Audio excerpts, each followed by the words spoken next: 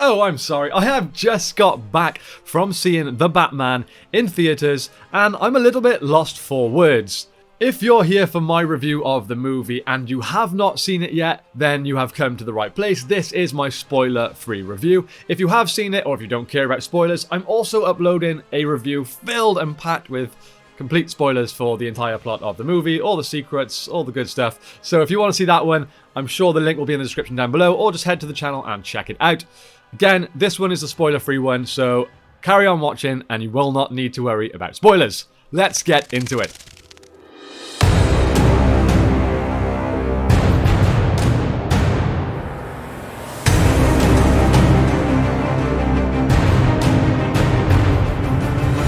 So off the bat, the vibe of the movie is exactly what I thought it was going to be. It was a full-on detective noir story based around the world's greatest detective, the Batman. This is finally the Batman movie that I have always wanted to see. And if I'm honest, this is a type of story based in the Bat universe that I had kind of given up on ever getting to see, because every Batman and every superhero movie we get is always filled with action, comedic relief, or just over-the-top computer-generated visuals. This movie has absolutely none of that. Combining a real-world detective, vigilante-type movie with what is essentially a grounded take on a comic book superhero really, really works. I'll start with what I thought about the performances from the actors themselves, then we'll go into some plot details with, of course, without giving anything away. So, first of all, what do I think of Robert Pattinson as the Batman? We all know that when he was cast, when he was announced as being the new Batman, there was a lot of backlash. All the Twilight haters out there were really, really ripping into this one. People were boycotting it before having seen anything. Then we got some trailers, we got some set photos, and people eased off a little. A little. When we first got that opening sequence where the Batman is beating down on those thugs with the white face paint, people were a bit more relaxed. They got off Pattinson's back a little bit, but you go to any forum, any Facebook group, any page, and you will still see tons and tons of hate. I think that ends today. Anyone that's seen the movie cannot say that Pattinson was not a fantastic Batman. Now, this is a different type of Batman and different type of Bruce Wayne to what we've ever seen before. We're used to the playboy billionaire who spends his nights dressed up as a bat, fighting bad guys. This is a very, very mentally damaged individual who only becomes himself when he puts on the cape and cowl. And if you ask me, that's exactly how Batman should be. Batman is the persona, Bruce Wayne is the mask. And that is how it should be in any telling of his story. And yes, you can argue that other portrayals have done that. Let's say Christian Bale, for example. That playboy billionaire kind of guise isn't necessarily what Bruce Wayne is like. It's the act that he puts on to stop people thinking that he's Batman. But I also feel like in those movies, yes, Batman is the true identity and Bruce Wayne and so on and so forth, but it's a little less real. It doesn't feel like him. You know, it still feels like he's putting something on. Whereas Pattinson, he just felt raw. He felt real in the role. And not only that, but again, this is going away from the performance of Pattinson a little bit, but this is the first time we've had a true Batman story. This wasn't focused necessarily on a villain. It wasn't the side characters or anything like that took the limelight. It was solely about Batman. There was far more Batman than there was Bruce Wayne, and the film was definitely better for it. I'm undecided yet if I will go as far as saying he is the best Batman we've ever had. I'm personally a massive fan of Ben Affleck, as you guys know, but Pattinson's definitely the most real, the most grounded take we've gotten. I don't really have a bad thing to say about him. I know a lot of people have criticised that he doesn't really smile at all in the movie, but guys, this is Batman. I literally have a t-shirt, you can probably find me wearing it in other videos, that makes fun of all of Batman's expressions, and they're all just like that. That's the character. That's how it should be. If Batman was laughing and joking constantly, it'd be like the Joss Whedon version of Justice League. We'd all hate it. So, yes, very, very happy with his performance as both Bruce and Batman. Next up, we'll talk about Zoe Kravitz as Catwoman. She is a very, very interesting version of Selina. She's grounded, again, in this version, in this take, in this reality of Gotham. They all have to be grounded to kind of fit in. She's believable as a cat burglar. She's a very layered character. There's lots to her. There's some cool little twists and turns with her character that, I won't spoil, but I'm sure you will all enjoy. Overall, I think she was a fantastic choice for the role. Her action sequences were great. Her emotional sequences were great. The whole kind of dynamic between her and Batman were absolutely fantastic. And I would say that Zoe Kravitz and Robert Pattinson had undeniable on-screen chemistry, which of course for this Bat and Cat romance you have to have. And I imagine that was part of the big deciding factor for casting these two key players is, can they work well together on screen? And yes, they do. Next, I'll cover Paul Dano, aka the Riddler, Edward Nashton. My god, was he scary. For such a normal-looking human being who, yes, in this and similar roles that he's played in the past, think in Prisoners, for example, they do make him look like a loser, pretty much. But he just brings this sinister, creepy vileness to the character. There's no other words to describe it. He's just disgusting. And you really do kind of believe that he's the kind of individual that would go to these sick, twisted lengths to try and achieve his goals or do what he's trying to do. So I don't really have anything bad to say about him. Even his eye movements were like giving me shivers. Like, he was very creepy. A serial killer type villain like the Riddler is in this, spot on. Next, I want to talk about Colin Farrell as the Penguin. I think some of my favourite scenes in the entire movie involved Colin Farrell.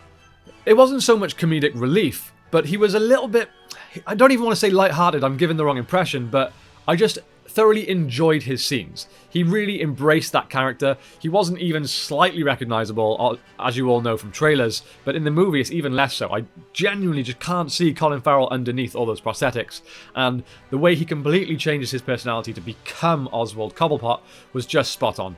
His dialogue was fantastic, his accent was brilliant, his mannerisms were great. He really embraced it and became the Penguin. My favourite live-action Penguin by far. Okay, what about Jeffrey Wright as Jim Gordon? Now, I would go as far as saying that Jeffrey Wright almost stole the show. I thought he was absolutely fantastic as Jim Gordon. The dynamic between him and Batman was fantastic. The majority of the story is almost like a dynamic duo story, but the dynamic duo is Batman and Gordon, not Batman and Robin. He was a very key part throughout the whole film, and I'm very grateful for it. He was absolutely fantastic. I found him very believable. I really bought him as that true, really good cop that wouldn't be bought and couldn't be corrupted and would be there to help save Gotham, the GCPD, and help Batman. And I, for one, cannot think of a better actor to play Jim Gordon moving forward. Finally, I want to touch on Andy Serkis as Alfred. I thought, again, another perfect casting. He was absolutely brilliant. My only complaint about him is he was in very few scenes. He was clearly very good at this role. He had this like complicated relationship with Bruce from the very beginning, and as that part of the story sort of rolls on, we kind of see less and less of his character, which, in my opinion, is a massive shame. I'm not going to like take points off the movie's score as a whole because an actor wasn't in it as much as I would have liked, because he was fantastic and I absolutely loved him. I just would have liked a little more. Okay, that's it for the cast. What about the story as a whole? Now, as I said at the start, it's very much a detective noir story based in reality. Now, we all knew that going in, but my god, it really is a detective story. Yes, it's a 3-hour long film, and I would say a good 2.5 hours of that is really detective work trying to solve the mystery, trying to solve the riddle, and the case that is the Riddler's plan. Obviously, there's some really great twists and turns and kind of side stories and side relationships and whatnot with other characters, but at its core, it's all about Batman and the GCPD trying to solve this case. And as one of Batman's main nicknames is the world's greatest detective, it's great to finally see a story set around that. Not just, oh, here's Batman trying to use some gadgets at a crime scene to figure something out because, yep, he's a detective, don't forget that part. This is actually a whole story dedicated to that. It shows why the police actually are willing to work with him, because look what he can do. The guy's a genius. He figures things out. He sees things that no one else does. And I, for one, I'm so grateful to Matt Reeves for taking the story down this route. I kind of want to say that a criticism is the length. It did feel like a long film. As a Batman fan, clearly, I always want to say the more Batman the better. And in this case, I think that is true. But when I was sat down in the cinema, it didn't help that I needed to pee real bad from about halfway through. But it did feel long. I was very aware that we had been in there a long time. I've seen many comments and reviews saying it doesn't feel like 3 hours, it flies by. I didn't feel that way. It did feel 3 hours. However, I don't think there was anything that should have been removed. Everything was key to the story, and I absolutely loved the story, so I'm absolutely willing to forgive the length of the movie. It felt necessary, if that makes sense. Yes, it was long, and yes, it felt long, but everything in it was completely necessary. I hope that gets the point across. Overall, to conclude and not ramble on too much, and just give you guys my overall thoughts on the movie, I absolutely loved it. Every single role was cast perfectly for this version of Batman. I'm not saying this is necessarily the best Batman. I'm not saying that Robert Pattinson is the best Batman. I'm just saying that for this world, for this universe, everything was done perfectly. Oh, I haven't even talked about the cinematography and the score. Let's do that before I conclude. Cinematography, the most gorgeous superhero movie ever to be released, without a doubt. Not only was it beautifully shot and beautifully contrasted between a saturated world and sharp images of colour like the oranges and the reds, which I just loved massively, but it didn't feel like there was a heavy reliance on CGI. Although, of course, there would have been a lot of computer-generated visuals in there, it felt very, very real. They used a good amount of practical stuff, which really helped sell the fact that this kind of vigilante could exist in real life. I'm talking a lot about how grounded and how real it is, but that's what they were going for, and they've certainly achieved it. Now, as for the score, well, all I can say is as soon as I got in my car, I was sat there with my buddies, and I was just like, dun, dun, dun, dun. Yeah. You all know it from the trailer, but boy does it stick with you, and every time Batman first comes on screen, like he walks out from the shadows or whatnot, you get that that note, and it just works. That's the new Batman theme, if you ask me. Forget Hans Zimmer. I didn't mean that. I love you, Hans. Forget Danny Elfman. I didn't mean it. I love you, Danny. But this, to me, that just really felt like an iconic, be-all and end-all, the Batman theme. I just loved it. May not be for everyone, but I think it was an Oscar-worthy score and Oscar-worthy cinematography for sure. Back to my conclusion. I'm very, very happy. I'm going to stop rambling on so you guys can go and watch the film yourselves. This is my spoiler-free review after all, so you probably haven't seen it. What are you doing watching this? Go to the cinema and see it. I'm very happy. As a Batman fan, this delivered exactly what I wanted. It was noir, it was detective, it was Batman, it was brutal, it was real, it was gorgeous looking, it had a fantastic score, the Batsuit looked great, it was moody, it was long, it delivered on all cylinders. Guys, I'm going to give it a score, and I'm going to give it 10 out of 10. Boom! 10 out of 10 has been coming around quite a lot with this movie. I've seen loads of places rating it 10 out of 10, like IGN and whatnot.